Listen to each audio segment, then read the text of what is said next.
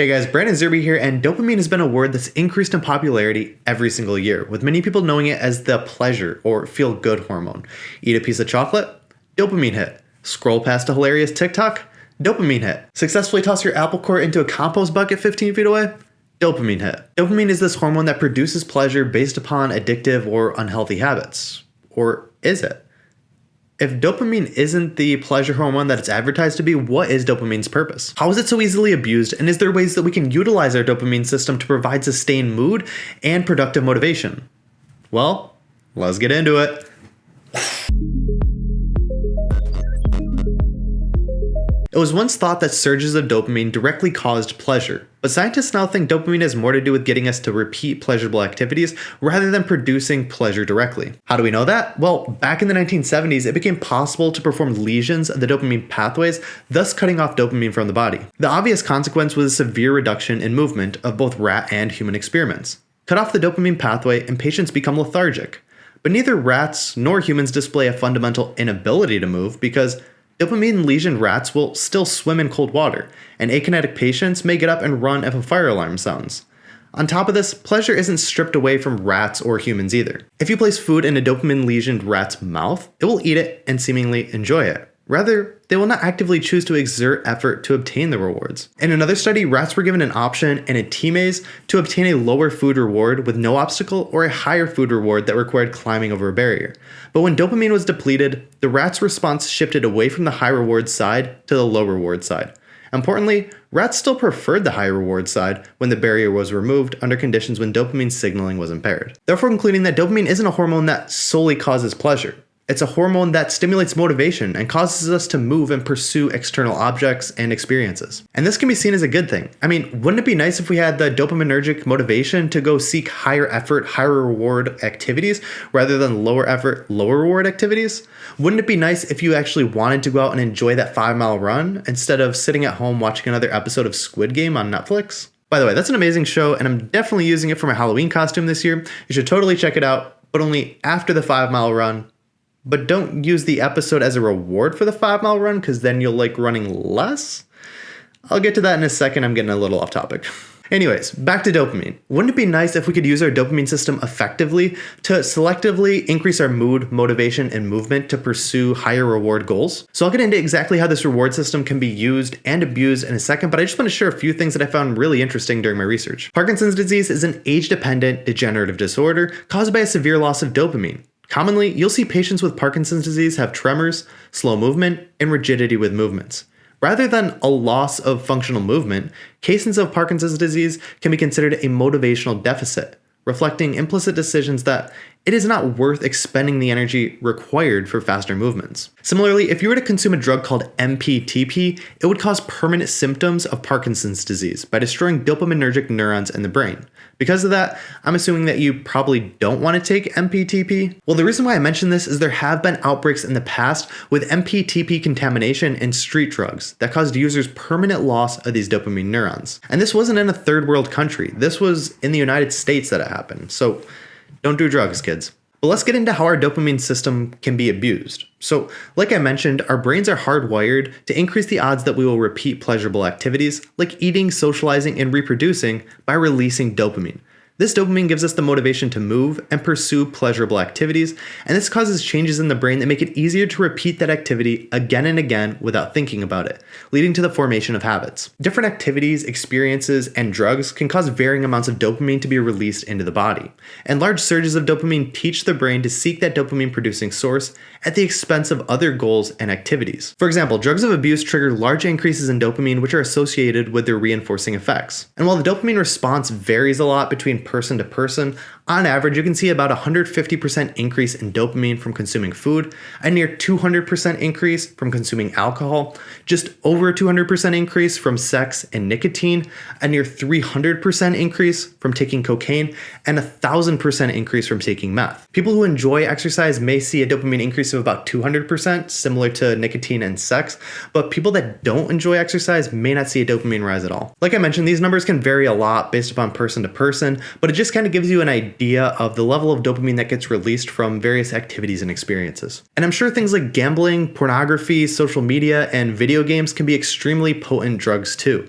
And the more potent the drug is, the easier it is to become addicted. The problem is with repeated drug administration, whether it be any of these drugs or activities I've mentioned, can enhance the brain's reactivity to drugs, reduce the sensitivity to non-drug rewards, weaken self-regulation, and increase our sensitivity to dysphoria or unhappiness. And this is the beginning of addiction, when we start to rely on that external stimuli to provide us that dopamine rush to the point where other healthy activities and experiences aren't enjoyable anymore. And then this then reinforces our behavior to gamble or drink or do drugs until even that drug isn't desirable anymore. This is because addiction leads to narrowing of the pleasurable activities that you can experience until even that addiction is no longer pleasurable. What's happening here is our body has a couple different ways in which it can release dopamine.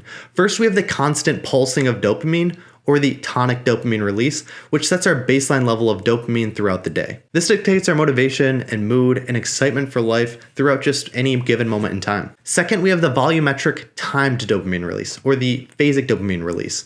And this provides us with a burst of dopamine, a dopamine hit when we experience pleasurable activities like gambling, drugs, video games, or things that I've mentioned earlier. But whenever we get this phasic release of dopamine from a pleasurable activity, our baseline level of dopamine is going to drop shortly after to come back to balance or homeostasis. And this is important to remember because for each pleasurable rise in dopamine, shortly after we get an equal and opposite feeling of pain or avoidance of dopamine. It's why mothers can become depressed shortly after giving birth, or why you can experience a lull in life shortly after a large accomplishment such as retirement or graduation. And these short-term dopamine voids can cause us to seek that next dopamine hit to regain that high. But with chronic exposure to drugs or dopamine addicting activities, our baseline or tonic dopamine levels drop. This is that feeling of withdrawal, where your baseline level of dopamine is depleted and you're feeling groggy, unmotivated, unenergetic, and unexcited for life. So to summarize, what I'm getting at here is the more pleasurable a drug or activity is, the higher dopamine boost we get, but also the larger the crash, and the more addictive that behavior can become. And if you're someone who's constantly seeking these high dopamine activities, whether it be gambling, video games,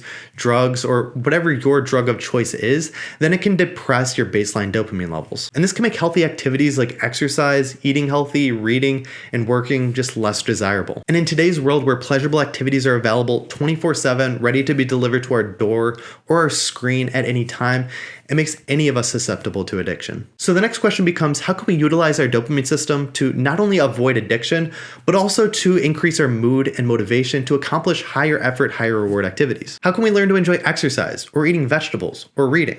Well, here are the 4 things that I've found to best manage your dopamine levels to achieve optimal motivation, mood, and balance. Number 1, avoid frequent high dopamine activities. Repeated high dopamine activities not only create repeated high dopamine crashes, but they can develop tolerance. This means that your baseline level of dopamine can drop over time, causing you to feel worse at baseline and causing you to seek out those high dopamine activities to get that same level of pleasure. Because of this, it's best to make high dopamine activities rare and intermittent. For example, I tend to indulge in restaurant food and desserts about once every week or 2, and I found this to be a good approach of moderation. But as I've talked about before, moderation can be a slippery slope, so you'll just want to keep that in mind too. Number 2, limit dopamine stacking. For most, exercise can be a healthy way to boost dopamine levels. I mean, like with anything, you could get addicted to exercise, but this tends to be fairly rare, and exercise is very healthy for most people. The problem starts when you start stacking these dopamine events to create a high dopamine activity. For example, if you were to take pre-workout or an energy drink before a workout, and then you're listening to music and socializing while working out, and then you follow that up with ice cream as a reward for the workout. In this case, you're taking a healthy dopamine activity like exercise and then putting it on steroids by stacking on top of it multiple layers of other high dopamine activities. This creates that same large surge of dopamine, which can throw off your baseline.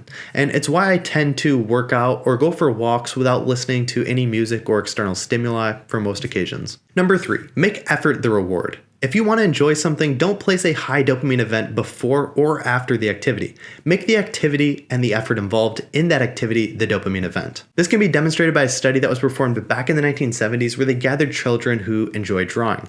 And they split those children up into 3 different groups. Group 1 would knowingly get rewarded for their drawing. Group 2 would get rewarded for their drawing, but they didn't know there was a reward.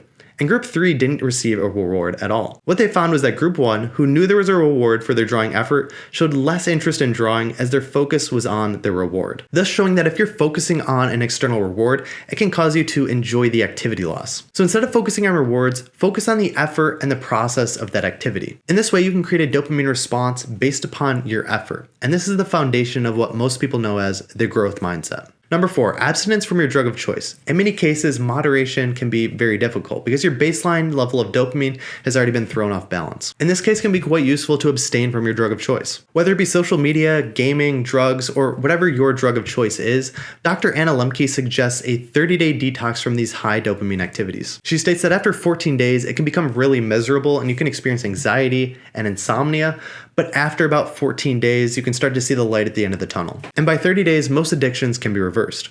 Obviously, in some cases, drug-induced impairments can be long-lasting and require interventions to reverse. But the goal here with these 4 steps is to create a resilient dopamine balance that's both sensitive to pleasure and pain, and can return to homeostasis after any indulgence. This allows you to enjoy everyday life and various activities without the worry of abuse. So here are my final thoughts. Dopamine isn't just this hormone solely responsible for pleasure. It's what motivates us to move, acquire, and accomplish. It gets released from our body as reinforcement for experiencing pleasurable activities. But this system is ripe for abuse with large or frequent surges in dopamine from various activities. Some activities like drugs, pornography, video games, and social media are riper than others and can lead to addiction. As a way to avoid this, we can utilize our dopamine system in the most optimal way possible to seek out higher effort, higher reward items such as working out consistently, eating healthy, and accomplishing long-term goals. This can be done by avoiding frequent or high-surging dopamine activities, limiting dopamine stacking, making the effort the reward, and by removing our reliance on our drug of choice by utilizing abstinence. These will not only allow us to maximize our mood and motivation, but will also allow us to live both healthier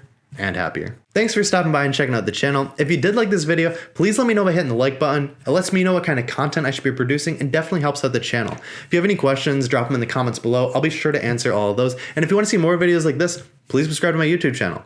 Lastly, I offer a free health kit, which has my top 10 sleep tips, 1 whole foods plant-based recipe, and a mobility workout that you can stream on any device. That is free. There's a link down in the description for that. It also gets you signed up to my weekly newsletter, where I provide the 3 most important things that I've read, watched, or listened to within the past week.